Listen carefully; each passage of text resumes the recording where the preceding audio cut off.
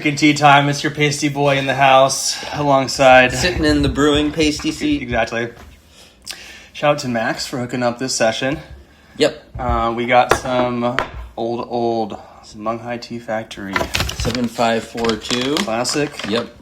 1999, so not even from this century. I'm going to channel Max's technique here of making sure that we really break this all the way up.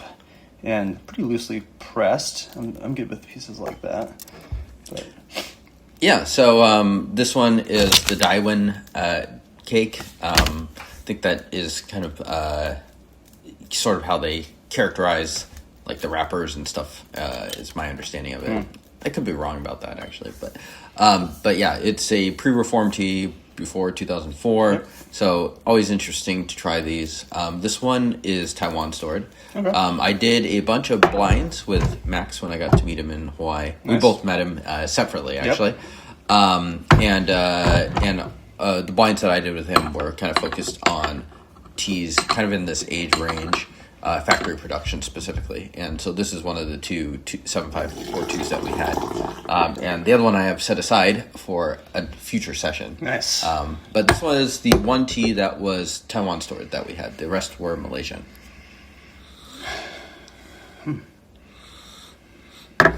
Smells great.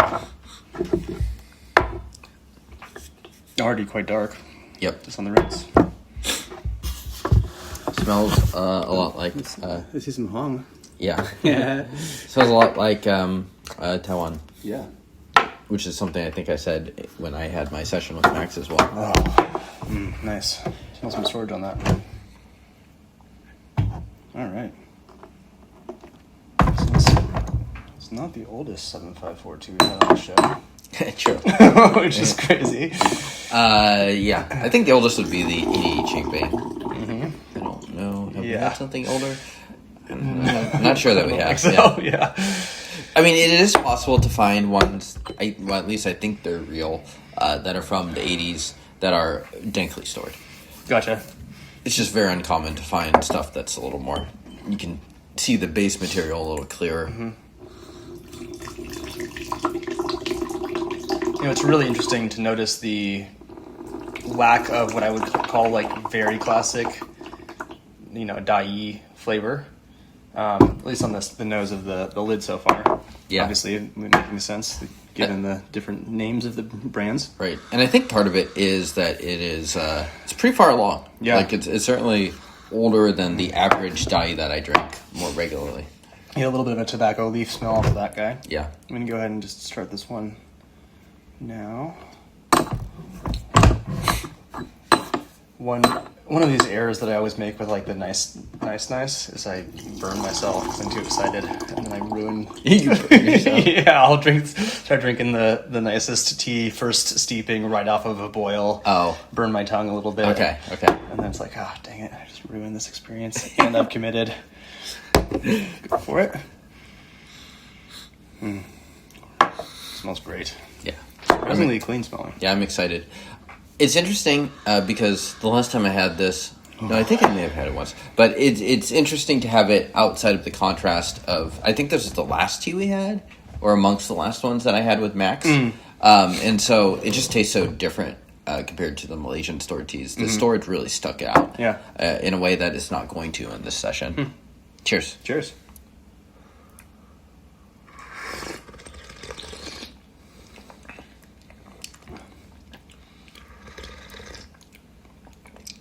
It's like dank antique furniture. Oh, so nice. The sweetness comes. Already so much body. It's crazy. Yeah. Quite a pungent just mouthfeel from the get-go. Oh. Beautiful. I'm already loving this. I don't get the sweetness comes a little bit later for me. Okay. But not in a Huigan sense, just the kind of like sugary sweetness. I feel like that's kind of what classic 7542 sort of is, though. Yeah, fair. It's almost like almost too strong on the initial approach, and then it sort of like mellows in your mouth. Yeah. And this one, as you noted, we're so far along that none of the green is there. It's all like that just dank old wood that you mentioned. Yeah. Antique furniture taste. And that's like the front of it for me. Maybe a little bit of a spicy tobacco leaf thing, and then making space for a lot of beautiful sweetness. Cheers. Cheers.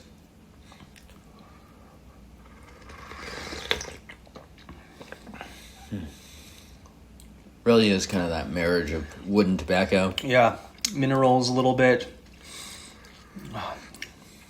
Really, just kind of an explosive expansion in the mouth. Yeah.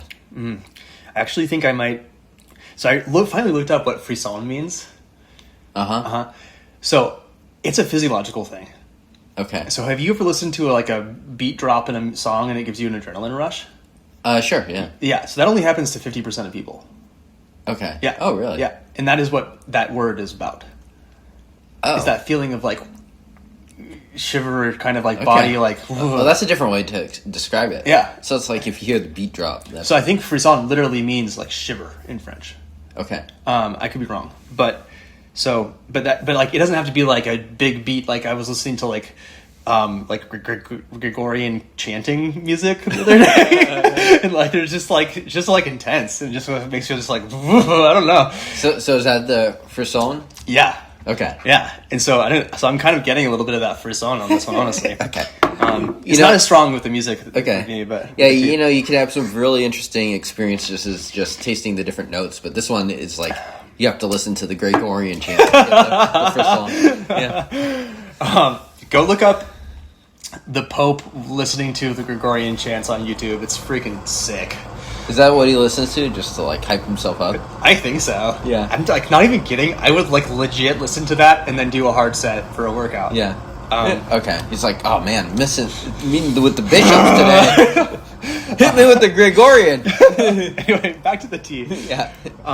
My goodness, just sitting here, I'm still just so absorbed in the flavor. It's quite strong. The 7542, not toughness, but pungency and intenseness is certainly shining through on this. Okay. Yeah, I mean, one question I'm going to have, and I don't know if we can quite answer it yet, is how much this tastes like kind of our experiences with 7542, the recipe. Man. Because in some ways, I mean, it's obviously a different caliber of tea, right, but it does remind me a little bit of 502. Okay. Yeah. Okay. I think this for me has a little bit of a darker wood character than the 502. Yeah, no, I do agree with that. A little bit more birchy. Yeah. And my 502 is stored pretty dankly. Okay, yeah, because mine mine tastes a little bit cleaner. Excuse me, getting pretty dark in here. Some of the liqueur now. Yeah, just sitting with this is really nice. Not really any sourness. I think a little bit of that umami funk. And, yum. All right. Salud. Cheers.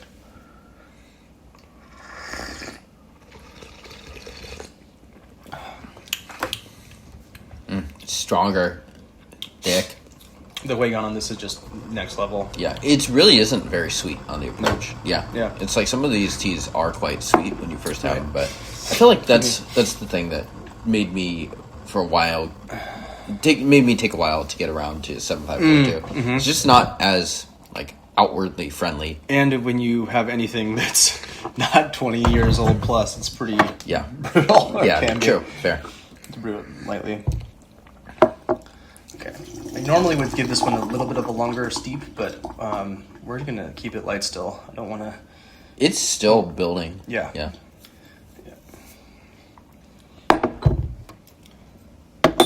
And we did not measure exactly how much. We just finished up the sample, so judging from this, pretty healthy amount of leaf, but it doesn't look overdone. It's kind of my preference. Yeah. Thank you. Pretty homogeneous in terms of the oxidation of the leaf itself. Maybe a couple that look a little bit darker. Excuse me, for the most part. Just some really nice mouth coating on this too. Yeah. I mean, I feel like some 542s really are cooler in the sense that the upfront taste is not always maybe the most friendly. Yeah, right. But the way it coats your mouth and the way it sits there with its texture and its mouthfeel stand out. Totally. This one hang out for a little bit longer. Yeah.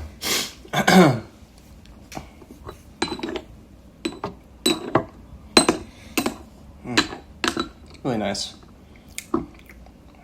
And like, yeah, the sweetness of this is really lovely. I like, the flip side of the intense pungency is that returning sweetness that is just so lovely and divine. So thanks, Max. Cheers. Cheers. Oh yeah. It's just keeping on. It's just so good. It's really, Excuse me. I mean, like, it's really quite strong, honestly. Yeah, it is. Yeah. Yeah. It's not a weak tea No, whatsoever. I'm feeling a little bit of the. It's not even that it's drying or particularly astringent, but just like that kind of like slight jaw clenching in my upper jaw. Really just feeling it kind of coat the back of the throat deep down. Not quite into my stomach yet, but feeling it in the chest and elevating. Oh man. Yeah, really nice. The sweetness on this is so. Yeah, it's so weird. It definitely comes late. Does this feel like a garden tea? Like you're in the garden? I don't get that too much. Okay. It's not quite that level of wetness. Yeah, no, not quite composty. Yeah. I mean, some of those teas that we've had definitely have that kind of like deep, dank, the xiaofa and like plenty of Yeon teas will have that. Sure. This, no, I think honestly, it's not that it's not that those teas aren't clean, but this one has a this one I'd say that some of those teas have kind of an intense funkiness, composty, earthiness. This one, it has those earthy character. It has that tobacco leaf on it. It has that wood, but just really crisp. Yeah. Just sitting here, I feel like the depth is just building steep after steep. Yeah. I can really feel it now, kind of into the throat, and kind of like you're talking about. Yeah. So yeah, very nice tea indeed. Let's knock some off. Mom test? No. Yeah. Yeah. Wartime test? Definitely. Yeah. But the question is which? I think it could work in a lot of wars. Yeah. Amen. Yeah. Sand game. I mean. We got some like Dune. Yeah. On it. Oh, the copter or whatever it's called. Yeah, I don't know what those guys are called. I couldn't finish Dune, so not a sci-fi guy. Okay. But the book or the movie? Both. I mean, I didn't even start the book, so. What? Yeah. You finished the not movies? my thing. Oh my god. I probably seem like a sci-fi guy, but I'm definitely not a sci-fi guy. Yeah. How dare you? But yeah, no, I bet Chalamet would like this. Yeah. I don't know. Zendaya. Oh god, yeah. Can we ban people having one name, one word names, please? Because what the hell? Cheers. Cheers. Boomer man.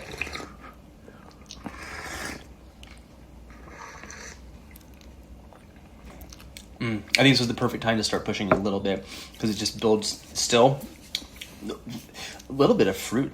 That plum coming in, so strong. Interesting, yeah. That fruit and that plum, that's probably what it was sort of like 10 years ago or something. Yeah. It's faint. Yeah.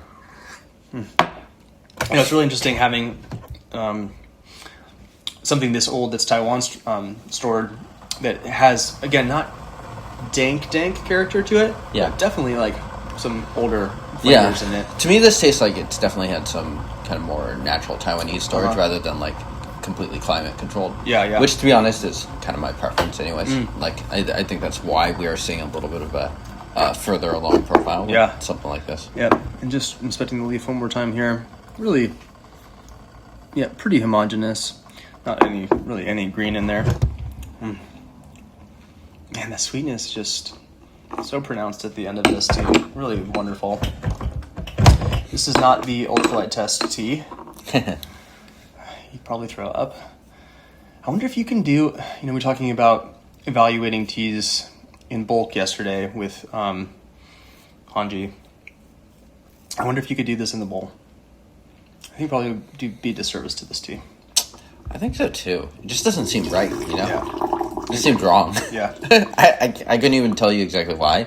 Is it a heat extraction issue? Maybe, but I'm not completely positive on that. I think this recipe specifically really wants attention on the astringency and the bitterness kind of complex. True. Yeah. I'd say that's definitely accurate. It's like I feel like the 7542 as opposed to 8582. I think the 8582 is a much more forgiving brew. For sure. So yeah, having a lot of control over kind of how quick you're going and whatnot, I think does make sense. Yeah. Cheers. Cheers.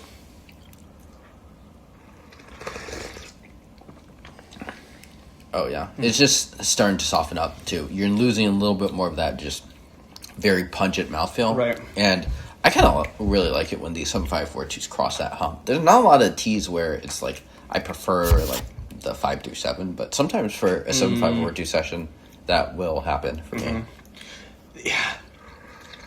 And what's so lovely about this tea too is that it is so dynamic, you know, for a factory tea especially, and just it's strong still. Oh my god. Yeah. Maybe almost hints of chocolate. Yeah. Cacao on the bottom of this. When Max and I drank tea, it was like 4 teas, similar potency of this. Holy crap. And we're you're going. We're feeling it. Yeah. Oh my god. Yeah. Although it's nice, I should say hot weather and like really strong, intense, pungent tea like this, I think is kind of complimentary. Sure. How do you find this compares with like kind of more of the Iwus? We had a bunch of Iwus with Hanji yesterday. Do you feel like this is kind of more kind of factory style, a little stronger, more punchy, or at least outwardly stronger, perhaps? Definitely way stronger than those teas, just as a whole. You know, maybe that one, the Dai that we ended up all enjoying, brought a bit more of the base character, but this just has so much volume on the base. I mean, just sitting here tasting it is just still bitter. Yeah. So yeah, I'd say that this is just, and also, I mean, does it have like the classic, like, would I be able to recognize that this is 7542 blind? Probably not, honestly, just knowing myself from the last time we did it. but it's unsurprising that it is, I think. I agree. I think it would be. Yeah. I mean, it has just a really nice expansiveness and salivation to, Man, we're going to call it here. Thank you, Max. Probably going to keep drinking this one for the next episode we film. So yeah, it'll be kind of more content theme, rather topical. So stay tuned for that. At least in a couple weeks. I think we're drinking a ripe next. Yes, very good. Yes. And subscribe, click all the buttons. An even older ripe, so stay tuned. Stay tuned. Which Wu-Tang member would like this? Coming up next week. Wu-Tang! Wu-Tang! I always got to bring you back to Wu-Tang, bro. Come on.